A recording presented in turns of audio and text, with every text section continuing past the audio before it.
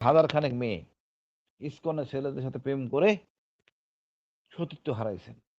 এখন কেউ তার বিয়ে করতেছে না। তারা আদালত প্রেস ক্লাবে এসেছিল। আমি কথা বলে দেখলাম এদের কোনো একটা মেয়ের সাথে তাদের গার্জিয়ানের কোনো যোগাযোগ ছিল না। আমি বলব মা, বিশেষ করে মা মেয়ের সাথে অবশ্যই ভালো সম্পর্ক থাকবে। মা অবশ্যই তার মানে বন্ধুত্বের সম্পর্ক না থাকলে মেয়ে বলবে না তোমাকে বিয়া। বিয়া বলতে বুঝি মুসলমানের জন্য নিকাহ নামা। এটা একটা ফরম্যাট আছে সুন্দর। এই ফরম্যাটটা ধরে বিয়েটা করতে হয়। ইসলামের নিয়মে অভিভাবক সে বিয়া দায়িত্ব নেন, অভিভাবক মেয়ে পক্ষ ছেলে পক্ষ দেন। এই প্রক্রিয়া যদি কোনোটা না হয় এটাকে বিয়ে বলা যাবে না। আপনি মন্দিরে যান আর পেগোডায় যান, যেখানে খুশি সেখানে যান, ইট ডাজন্ট ম্যাটার। এটা একটা অনৈতিক চর্চা। এই চর্চা আমাদের ইসলাম মানে না, আমার ধর্ম মানে না, সমাজ মানে না, কেউ মানে না। সুতরাং এই মাদ্রাসা যেটা আমরা বলি মন্দির, মন্দিরে তো তার মন্দিরে কারা যাবে? হিন্দু যাবে। এটা কি হিন্দু? যদি হয় ঠিক আছে, তাদের নিয়মে যদি হয় করবে, বাট মুসলমান নিয়মে এটা কোনো স্কোপ নাই। এবং সে যদি হিন্দু হয় সেক্ষেত্রে আইনত ব্যাপার আছে।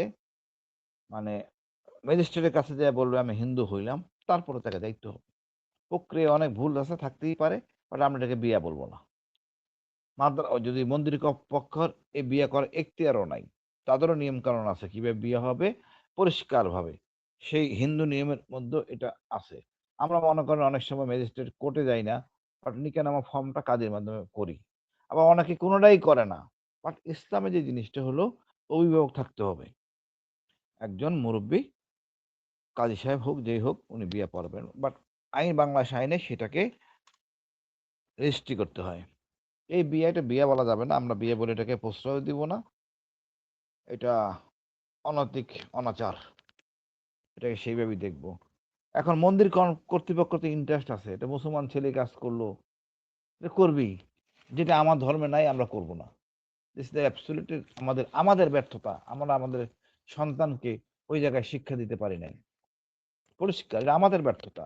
আমরা আমার সন্তানকে ওই জায়গায় শিক্ষা দেই নাই। সে ওই চর্চা করছে। গার্জিয়ান কই? গার্জিয়ান কোথায়? বাচ্চা জন্ম দিলাম, বাচ্চা মানুষ করবেন না, এটা দায়িত্ব গার্জিয়ানের। এই ধরনের কর্মকাণ্ড আমাদের সমস্যা হলো আমাদের অভিভাবকরা এতটা ব্যস্ত থাকেন পেশাগত কারণে বাচ্চার খবর রাখেন না, যার জন্য বাচ্চা উচ্ছৃঙ্খল হয়ে যায়। ওই এমন এক সমাজ ব্যবস্থার মধ্যে পড়ে এবং কৌতূহলী হয়ে এই কাজগুলি করে। আপনি শুনে অবাক হবেন, আমার কাছে বিশাল একটা লিস্ট আছে, প্রায় হাজার খানেক মেয়ে ইসকনের ছেলেদের সাথে প্রেম করে সতীত্ব হারাইছেন। এখন কেউ তার বিয়ে করতেছে না। তারা আদালত প্রেস ক্লাবে এসেছিল। আমি কথা বলে দেখলাম এদের কোনো একটা মেয়ের সাথে তাদের গার্জিয়ানের কোনো যোগাযোগ ছিল না। আমি বলবো মা, বিশেষ করে মা মেয়ের সাথে অবশ্যই ভালো সম্পর্ক থাকবে। মা অবশ্যই তার মানে বন্ধুত্বের সম্পর্ক না থাকলে মেয়ে বলবে না তোমাকে। একটা মেয়েও বলল না আমারে তার মা জানে। তাহলে কেমন আমরা সমাজ ব্যবস্থা করতেছি? ব্যর্থতা আমাদের পরিবারের। আগে তো এই সমস্যাগুলো ছিল না। এই সমস্যা আগে ছিল না। এগুলো নতুন হাইটেক সমস্যা। আর এই মোবাইলের অপব্যবহার। আমাদের গার্জিয়ানদের টেক কেয়ার করতে হবে এসব জিনিস। যে এত বয়সের পরে মোবাইল দিবেন না, ভালো জিনিসটা শিক্ষা দিবেন। এটা শাসন করে হবে না, বুঝাইয়া করতে হবে যেন আমাদের এই ছেলেরা মেয়েরা যেন এই অনৈতিক কর্মকাণ্ডে না যায়। এটা রাষ্ট্রের বড় একটা ক্ষতির কারণ হবে। আপনি জানেন ইসলামে লূত নবীর জন্য আল্লাহ কি মানে অভিশাপ দিছেন। আমরা চাই না আমাদের জন্য, এদের জন্য আমাদের দেশেই মানে আমরা অভিশপ্ত হই। মহান আল্লাহ আমাদের রক্ষা করবেন ইনশাআল্লাহ, বাট আমাদের সবার দায়িত্ব আছে এটাকে প্রতিকার করা, সামাজিকভাবে তাকে বয়কট করেন, সামাজিকভাবে ফিরিয়ে নিয়ে আসেন। আর ওই সকল ডাক্তার কেন কেন বলেন না যারা তাকে অপারেশন করে এটা করছে? তাদের কেন আইনে আনতেছেন না? রাষ্ট্র কেন সে আইন করতেছে না? এটা জরুরি। ডাক্তার হলো মূল সমস্যা যে কাজটা করছে, যাতে উস্কাই এনে দিছে আমি এই কাজটা করব। এদের অধিকাংশই দেখবেন অর্থ অভাব নাই, টাকা পয়সা প্রচুর, অথবা একদম নিম্ন শ্রেণীর। আমি মনে করি আমরা সচেতন হই। আমরা এইসব কথা বলবো শুক্রবার দিন জুম্মার সময় এই কথাগুলি আমরা বলি না। আমাদের বড় সমস্যা। সামাজিক অবক্ষয় বলতে হবে জুম্মার সময় খুতবায়। আমরা সেই দেওবন্দের বানানো সেটা বলি, আমাদের মুরব্বী জানি পড়ান, উনি শোনেন, বুঝেন, আমি বুঝি না। এই যে মাদক একটা ফ্যাক্টর। এই যে সমাজের অবক্ষয়, পিতামাতা টেক কেয়ার করতে হবে।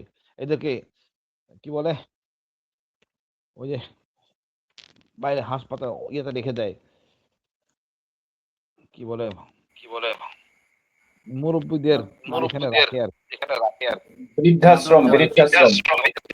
হ্যাঁ, বৃদ্ধাশ্রম। আসলে আমি এই খুব একটু ইকো হচ্ছে। আমি এই জিনিসগুলি ঘৃণা করি। তাই আমার এই শব্দের সাথে পরিচিত হতে চাই না।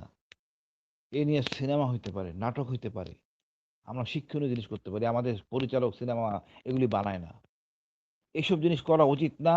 মিডিয়ার অনেক দায়িত্ব আছে, একই সাথে আমাদের ধর্মীয় নেতাদের অনেক দায়িত্ব আছে। এর মোক্ষম দায়িত্ব হলো এই জুম্মার নামাজে আমরা খুতবাটাকে বেশ গুরুত্ব দিয়ে দেখি, এখানে বলা, যেভাবে বলেন বলতে হবে, বুড়া মানুষকে সাহায্য করতে হবে, হাসপাতালে, তারপরে মুরব্বীদের সম্মান করতে হবে, মিথ্যা কথা বলা যাবে না, চুরি করা যাবে না, ঘুষ খাওয়া যাবে না। বাচ্চাদের মুখস্থ করান, তাহলে ওর বাপরা ঘুষ খাবে না। আমরা তো আমাদের কাজ করতেছি না, আমাদের নেতারাই কাজ করতেছেন না। আমি মনে করি এগুলি করলে আমরা এই মানে অপকালচার থেকে বেরিয়ে আসবো। ধন্যবাদ ভাই। জি, ধন্যবাদ।